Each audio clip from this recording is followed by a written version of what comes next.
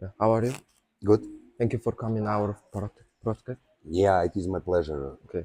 Thank you for calling. Okay. Thank you.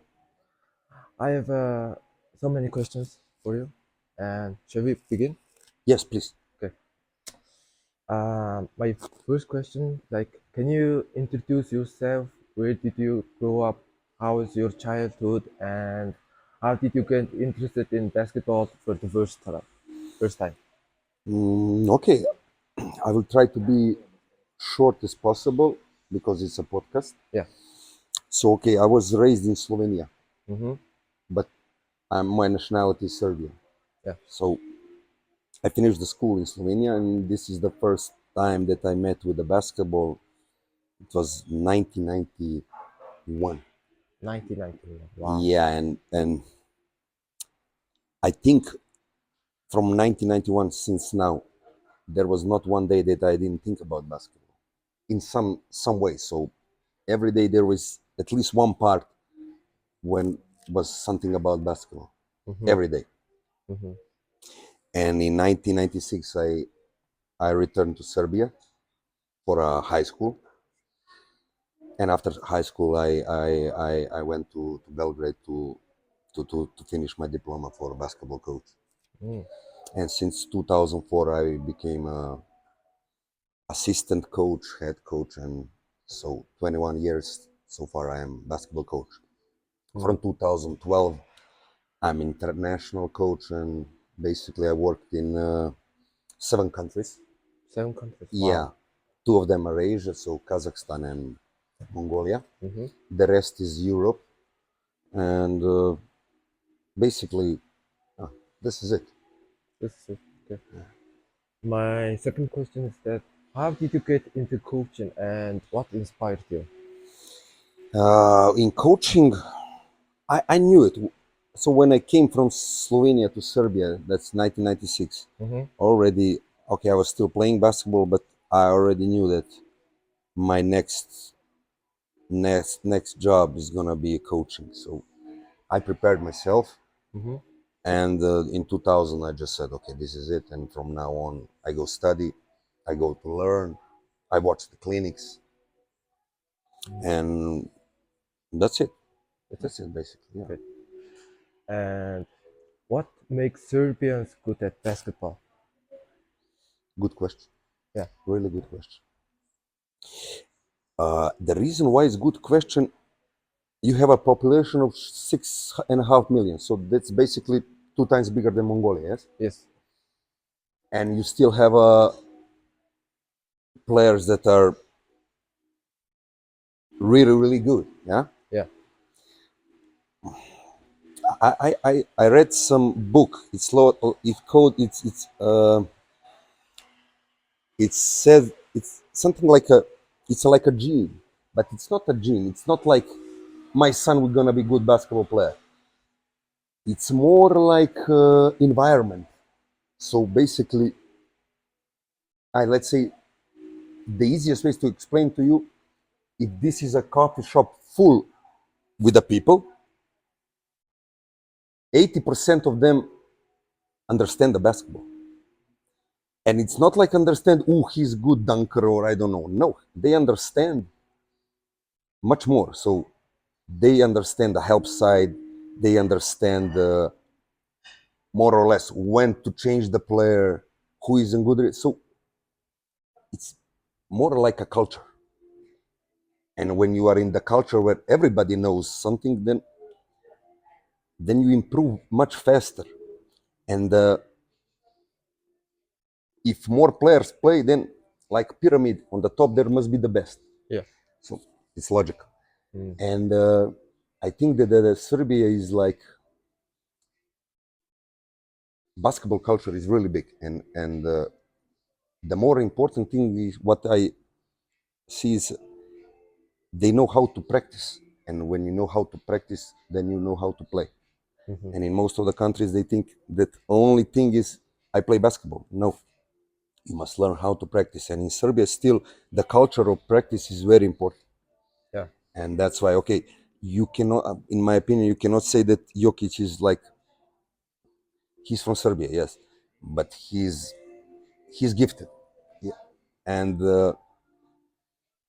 for me, it's more like Bogdanovic, more close to the Serbian culture of players because Jokic is just born like that. He's talented, and Bogdanovic is made of the system because he was in Partizan, one of the biggest clubs in Serbia, and he was there 2 years, almost not playing. But after that, he developed, and this is the system where he developed. So the closest to say is that the culture. When you ask me about why Serbia, you have Lithuania, who is smaller than Mongolia, Yeah. and their basketball. So this is matter of the culture. It's not like, oh, they are bigger because you have America, who is 20 times bigger than Serbia, but they still play the game in Olympics on one ball. Yes. So it's the second thing is national pride, playing for the national team. This is something I don't think that this podcast is long enough to describe you. So every player who played for the national team came better than he was before that. There is some big culture in the national team where players develop, and it's a really good and long story. But okay, let's keep it on this. It's a culture. Okay. What is the difference between Serbian and Mongolian basketball? Not only Mongolian, I mean like it's Not Asia. only not only Yeah, not only Mongolian. yeah. You went to Kazakhstan, right? Yeah. Can you explain like Asian basketball? To be honest, it's a big. Okay, this is my personal opinion. It's a big different in Mongolia and Kazakhstan in passion for the basketball. You have a big passion for a basketball. I'm not saying that Kazakhstan doesn't, but mm, I really like this passion what you have for a basketball. Not only basketball players, but the fans as well. So the difference between Serbian and Mongolian, well, it's first is it's youth basketball. It's much more developed. Mm. And look, uh, if you have a kid who is 15 years old, let's say, Okay. in Serbia, he has, in most of the cases, two practice per day. To practice. Wow. Yeah, no, it's not wow. That's why I say. So in that way, you're already in minus. You cannot compete. We don't speak about talent. Talent is more or less random. But if he has two practice per day and you have one, and maybe not every day, Yeah. what do you think in 3 years, 2 years is gonna happen? He's far away. Yeah. So on that level, this is the first thing you must look. So they're more organized, and the culture of the practice, what we spoke, is much different. And for you to say, wow, you will say, this is too much for me. And for him, it's, oh, of course, I have a morning practice, I have evening practice. In the morning, probably I do more individual workout, and the evening, I do more team. Hmm. And this is a normal state of mind in Serbia, especially the highest level, of course. Some of them have sometimes even three practice, sometimes not every. Yeah. Yeah. So this is the first thing, yeah? And then when you come, you cannot compare these two things just by amount of the practice he made. Hmm. Not to say about the quality of the practice. That's the different story. Yeah. But the amount of the practice for a start is it's a big difference. Mm. Okay. Okay. I would you like to ask you some questions like game strategies and coaching. Okay. Okay. What's the most important quality players should have?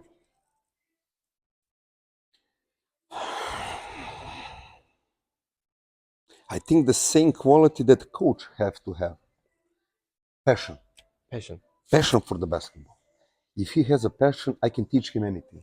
If he doesn't have a passion, I speak about player, there is not much I can do because I had, look, I'm 21 years in this business, and this when come to the I don't know to a team and owner or GM said, look, we have a good player, but he just need a little push. He's not motivated that much. Mm-hmm. It's very hard because if he's not motivated, then there is not much you can do. But if he's motivated, Mm-hmm. then even if he's not talented enough, Yeah. I can help for sure. But if he's not motivated and you must every time, come on, come on, it's a short term. Maybe in short term he'll say, well, this coach is nice, maybe I will be a little better. But when I change, when the other coach comes, he will say, this coach is bad, I don't want. So it's very tricky. I Mm-hmm. didn't see much players who were not motivated, that some coach motivated them and they stayed motivated. They must be self-motivated. They must know why they are practicing. They must know what they want from the basketball. Mm-hmm. I can just help them to find that. But if they don't have the inner motive, Yeah. then I cannot help. So what you are doing now, this is your motive. No one told you to come to interview. This is what you like to do. Yeah. You understand? Yeah. And it's much easier than if here was your father say, come on, go there, speak with him, and you were like, you understand? Yeah. Yeah. Yeah. This Yeah. is your motive, and you like to do this. Yes.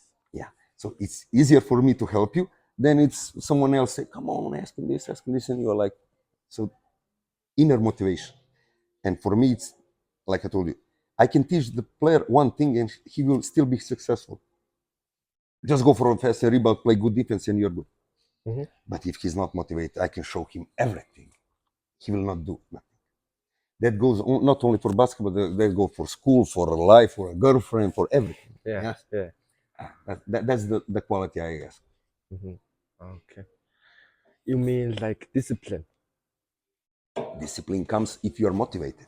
Oh, okay. Yes, if Yeah. you're not motivated, then you're in most of the cases, then you're not disciplined. Yeah. Okay. What's the biggest challenge you've ever faced as a coach, and how did you overcome it? Look,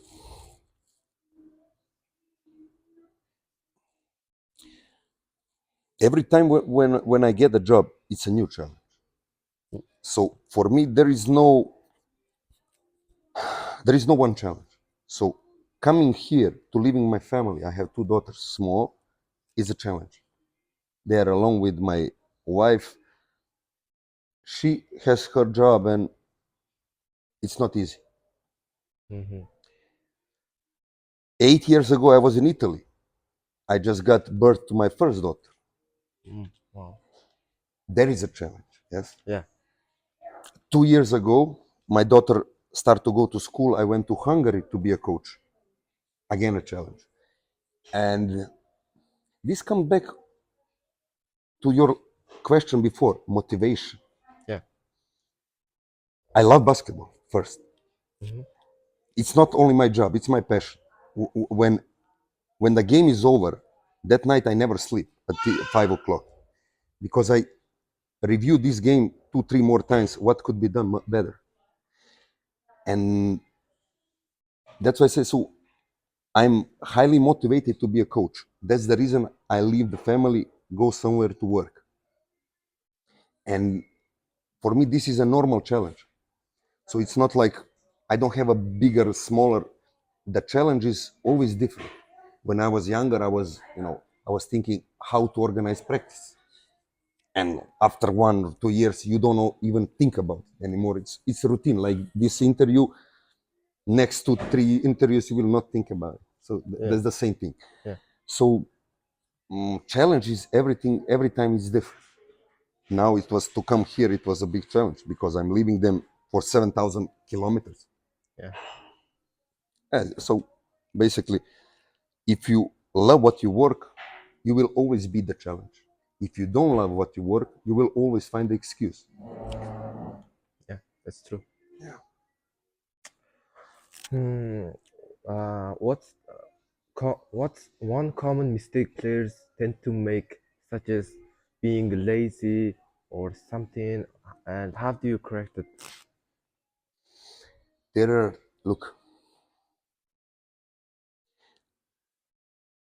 there are things with a player you can correct, and there are things you cannot correct. And as a coach, you must accept that. So Every player is a different personality, Yes. and you must approach them different. But you must understand that you cannot correct everything because this is the part of their personality. And if someone is late, maybe you, especially here, maybe you can correct in some way. But some bigger things like he get mad for a mistake of the teammate, Yeah. it really, I'm not saying it's not impossible, but it's very hard and you must work a lot. It's not like you came and you say from now on you will not be angry when a teammate makes mistakes. This doesn't work like that. It takes time and some of the players just cannot handle it. And some players say okay, but it takes maybe a year or two to be in the same environment where mistakes is normal. You try to correct it and everybody's tolerant. But there are some things the players just, they are human. Yeah. And someone who is 22, 30, 35, he's already grown man. And some things he cannot change anymore. And then you as a coach try to feed them in the team so this is not an obstacle, his character, so the team can function. You understand? Yeah. And the more you're successful with that, the more successful you're as a coach. So my question to you is, there are some things you can fix, there are some things you cannot fix. Okay.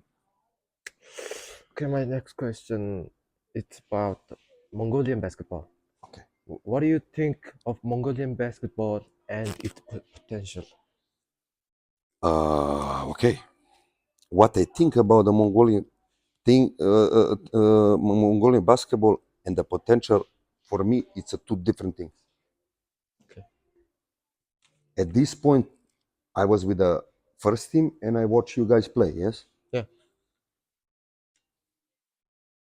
I think that Mongolian basketball need good youth coaches, Good coaches. good youth coaches You. for young, because young young players need to learn fundamentals Yes. so That's they true. can play Mhm. on the highest level. And at this point, what I saw, it needs more and more work, much more work. Uh, good youth coaches Yes, and more practice. Practice. for sure, Yeah. for sure. Yeah. Yeah, Okay. good point. I almost forget. Yes, for sure, more practice. Good youth coaches who are focusing on a skill development, not to win that championship, Mm-hmm. but to develop a player. So it's like you go to school and you say, I have a good grade. Doesn't matter. You must learn something, not just to get the, wow, you have a good grade. This Yeah. good grade doesn't mean nothing if you go to the job and you don't know how to do it. Yeah. So the same goes here. You won the championship this youth, yeah? Yeah. Did the, did anybody call you, come on, hey, you won't come here to play? No. They will give you the ball and say, show me what you can do. Yeah. And you say, but I have a medal. I don't care about your medal. Can you play or you cannot play? Yeah, I don't know. So that's the problem. With youth, they should compete. Who is better? That's for sure.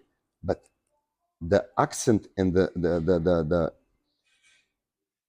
the goal is to develop the players, to give them the chance to make mistakes, even when you sometimes lose a game.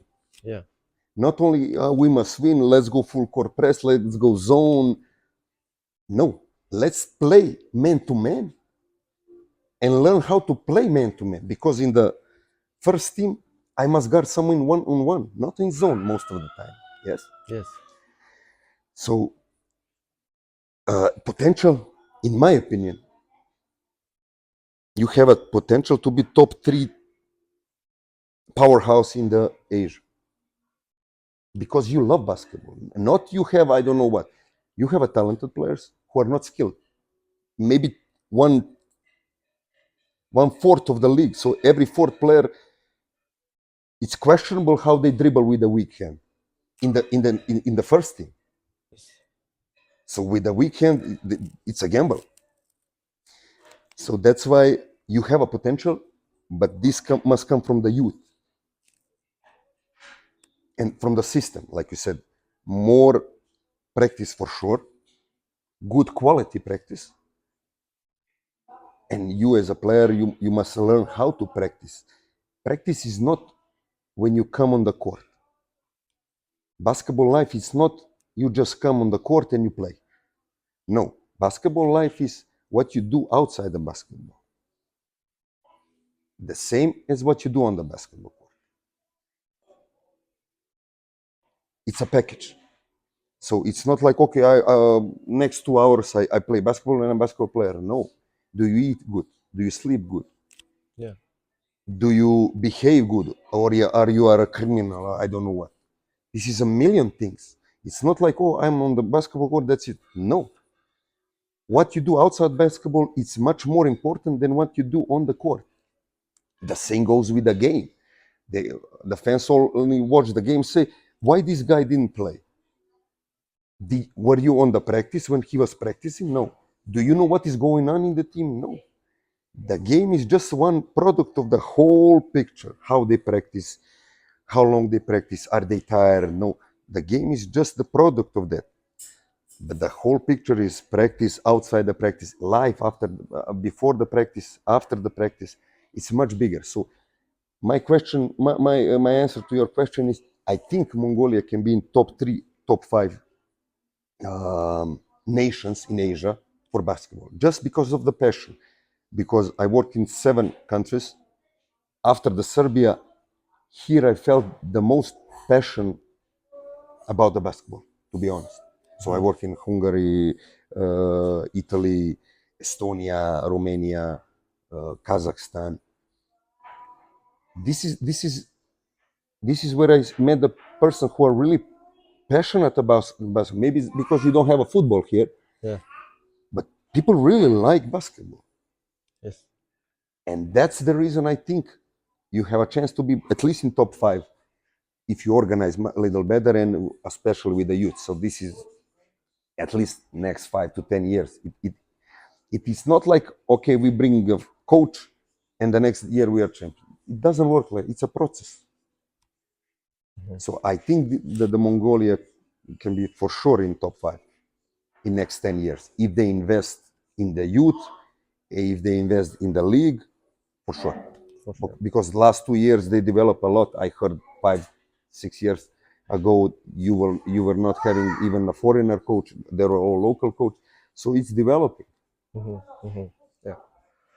Okay. My next question is that uh, where do you see your future coach career?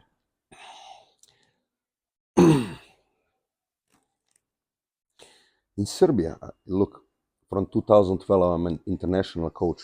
Okay, I didn't work every year internationally, but from 2012 I'm an international coach. Now I have a family and probably maybe 2 or 3 more years internationally, but after that Serbia is my goal and my destination, because my family is there and I don't want to miss my daughters grow up. I want to be there. Mm-hmm. So basically the main goal is Serbia for sure. Serbia. Okay. My last question. What advice would you give to aspiring coaches?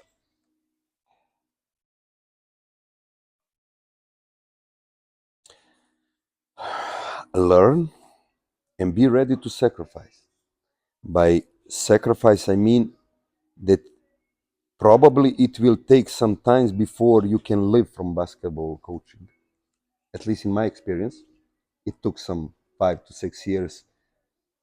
After that, I could say, okay, now I can pay my bills and I can live from basketball. But if you want to be a basketball coach first, you must have a character. Look, if you don't have a character, you can have all the knowledge on the world.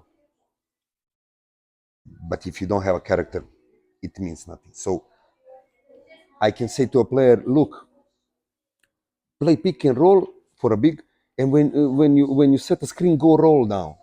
If he doesn't trust me as a person, he will say, okay, bullshit, I will go pick and pop. I know what I'm doing. Even though I'm right. Yeah.